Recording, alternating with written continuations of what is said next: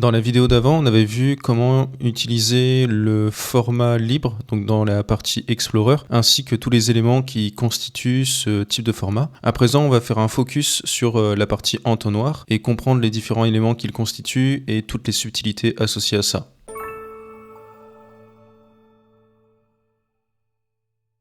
Là, je suis sur le compte de Google. Vous pouvez y aller aussi également de votre côté pour faire les choses en parallèle si vous le souhaitez. Je vous mets le lien dans la description pour accéder directement à leur compte. Là, on est sur l'accueil, on va aller directement dans Explorer. Ensuite, on va choisir le type de format. On avait vu dans la vidéo d'avant le format libre. Cette fois-ci, on va passer sur l'exploration de l'entonnoir. Et ensuite, on va voir afficher un rapport. Et je vais vous expliquer tout ça en détail. Déjà, ce que l'on peut voir, c'est que la mise en page est assez similaire par rapport au format libre. On a les onglets variables, paramètres des onglets et ensuite le rapport à droite. On sait maintenant que la colonne de gauche ici, c'est des infos que l'on importe pour ensuite les glisser-déposer directement dans le paramètre des onglets et c'est ça qui va nous permettre de dessiner les rapports. L'onglet variable, on a segment, dimension, métrique, ça change pas par rapport à la vidéo d'avant. Si vous l'avez pas encore vu, je vous invite d'abord à regarder la vidéo précédente, comme ça vous comprendrez déjà des éléments et on va gagner un maximum de temps pour ceux qui ont déjà vu la vidéo et qui veulent passer à l'essentiel sur la partie entonnoir. Ensuite, dans paramètres des onglets techniques, on l'avait déjà vu également, ça permet de choisir ici le type de format,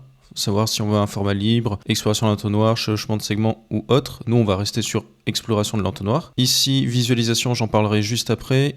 Ouvrir l'entonnoir de conversion, j'en parlerai juste après également. Là, on a les étapes. Nous, de notre côté, ce qu'on va faire, c'est qu'on va partir de 0. Donc, on va enlever ces étapes-là. Et on va choisir les étapes associées à la partie e-commerce, puisque sur leur compte, ils collectent les événements e-commerce. Pareil, les événements e-commerce, on en avait parlé dans une autre vidéo. Si vous avez un site e-commerce et que vous voulez voir les rapports sur Analytics, il faudra déjà les traquer via GTM en vous basant sur le data layer. Pour ça, soit vous utilisez un plugin, soit vous implémentez le data layer par un dev. Et pour l'implémenter via un dev, il faudra lui fournir une documentation qui soit carrée. Et pareil, je fournis également de mon côté une documentation que vous pouvez réutiliser. Tout sera en description également dans cette vidéo. Donc dans étapes, on va choisir ici 4 étapes classiques, même s'il y en a beaucoup plus dans la partie e-commerce. Et à savoir, c'est que dans la partie entonnoir, on peut afficher jusqu'à 10 événements. Donc ici, on va taper par exemple view underscore item list.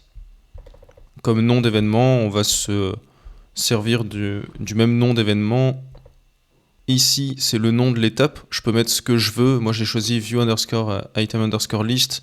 À mon sens, c'est bien de garder le nom d'événement recommandé de GA4 également dans le nom de l'étape. Comme ça, on s'y retrouve également. Ensuite, ajouter une autre étape. Cette fois-ci, on va mettre par exemple view underscore item. Et ici, on mettra forcément view underscore item puisque c'est le nom de l'événement. Ensuite, on peut rajouter une autre étape.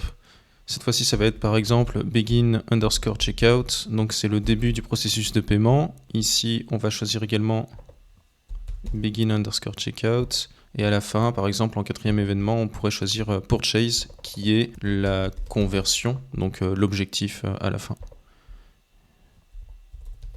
Ici, purchase. On peut voir également en temps réel le nombre d'événements ici pour chacune des étapes. Cette fois-ci, on va faire appliquer et ça va nous afficher le tunnel de conversion des 4 événements que l'on a choisi pour les 4 étapes. Une fois qu'on a ça, on va déjà cleaner un peu plus le tableau parce que là, on a des comparaisons en fonction des desktops, mobiles, tablettes. Je vais enlever la répartition. Et ça va nous afficher un rapport un peu plus clean dans la partie exploration. Comme ça, à partir de là, je pourrais vous expliquer les subtilités au niveau des rapports entonnoirs. Le premier point ici qu'on peut apporter, c'est le taux d'abandon. C'est ce qu'on appelle les déperditions. On voit qu'entre l'étape 1 et l'étape 2, il y a 66% de déperdition. Ensuite, il y en a 88 de l'étape 2 à l'étape 3. Et ensuite, de l'étape 3 à l'étape 4, donc le processus de paiement et l'achat, il y a 56% de taux d'abandon. Ce qu'on peut faire également, c'est zoomer pour avoir plus de visibilité sur les dernières étapes, étape 3, étape 4. C'est pour ça qu'on a une espèce de vague blanche ici. Ça permet d'expliquer que le graphique va bien au-dessus. Le deuxième point à prendre en compte, c'est qu'on peut créer des segments directement en se basant sur le rapport. Comment on fait? On va sur le graphique au niveau de l'étape 1, on fait clic droit et là on peut faire créer un segment à partir d'utilisateur. Là on pourra faire enregistrer et mettre le nom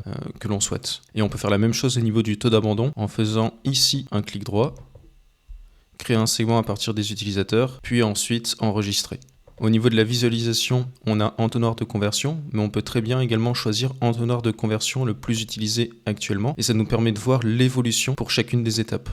Ici, on a les 4 étapes et l'évolution de chacune d'elles, et si on veut faire un focus sur la première étape, donc View Item List, on peut voir ici son évolution. Et on peut voir également l'évolution par exemple du Purchase. On peut également voir l'évolution sur View Item, sur Begin Checkout et ainsi de suite. Et si on revient ici, on a vraiment l'évolution des 4 étapes en même temps.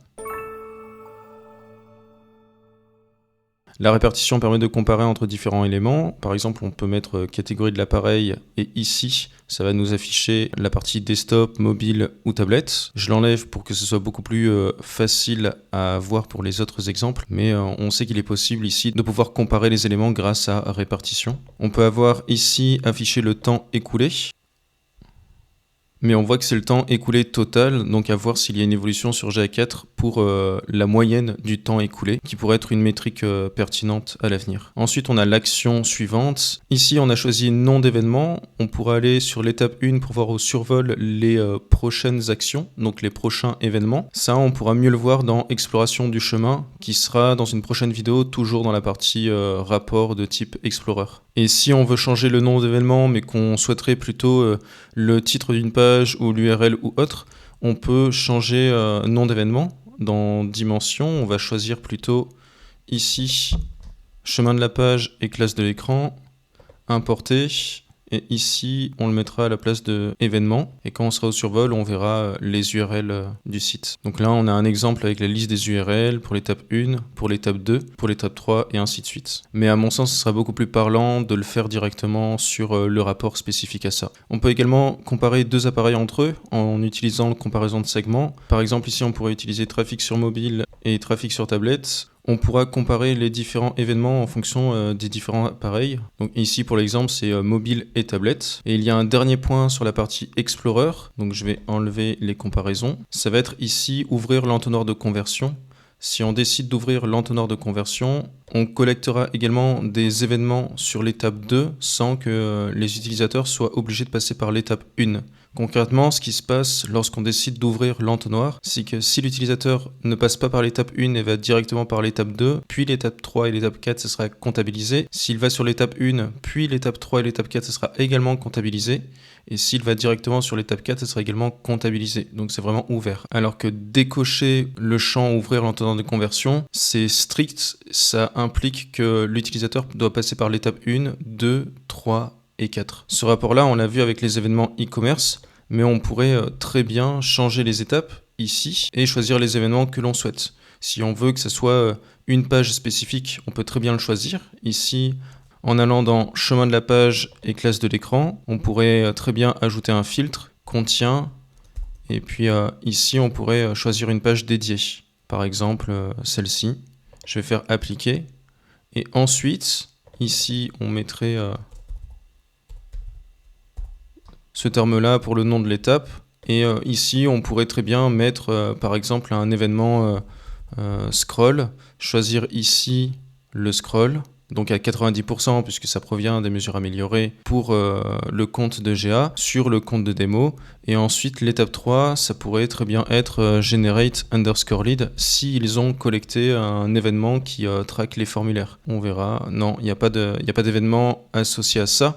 Mais c'est pour vous expliquer que les tunnels de conversion, c'est vraiment propre à chaque site. Et on avait également fait une infographie pour expliquer tout ça, que je vous montre juste après. On voit dans cette infographie qu'il peut y avoir 3 types de tunnels de conversion. Un pour de la lead gen, un autre pour télécharger un livre blanc avec l'événement file_download et un autre pour du e-commerce. Donc les événements sont en blanc et en bleu, il y a les conversions. Et les conversions ne sont rien de plus que des événements importants. Et les événements importants, on peut les faire évoluer dans le paramétrage de GA4 dans la partie admin directement. Pour la prochaine vidéo, on verra le parcours utilisateur, voir où est-ce qu'il y a des déperditions sur les pages, où est-ce que les utilisateurs vont sur le site, comment ils se baladent concrètement, et également les subtilités associées à ça, puisque dans chaque rapport, il y a des subtilités. Mais c'est aussi ça mon but, c'est de pouvoir déceler les subtilités, et si je découvre de nouvelles choses, je les mettrai à jour dans le Notion directement, et en en description de chaque vidéo. Si vous avez aimé ce contenu, n'hésitez pas à me le faire savoir. Si vous avez des questions ou même des choses à apporter, c'est avec grand plaisir. N'hésitez pas à me contacter directement en message privé sur LinkedIn ou dans les commentaires sur ces vidéos ou dans les commentaires des posts LinkedIn. Et